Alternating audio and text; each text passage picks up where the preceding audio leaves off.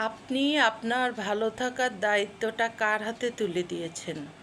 আপনার সামনের মানুষের কাছে? সামনের মানুষের হাতে? আপনার প্রিয়জনের হাতে? আপনার জীবনসাথীর হাতে? আপনার লাইফ পার্টনারের হাতে? না, এটা হচ্ছে জীবনের সবথেকে বড় ভুল। আপনাকে সবার আগে নিজেকে ভালো রাখার দায়িত্বটা নিজেকে নিতে হবে। আদারওয়াইজ আপনার আর ভালো থাকা হবে না। আপনি যদি সম্পূর্ণরূপে 100% নিজেকে ভালো রাখার দায়িত্ব নিজে না নিতে পারেন, আপনি কোনো দিনও ভালো থাকতে পারবেন না। কখনোই আপনি ভালো থাকতে পারবেন না। আপনার আর ভালো থাকা হবে না।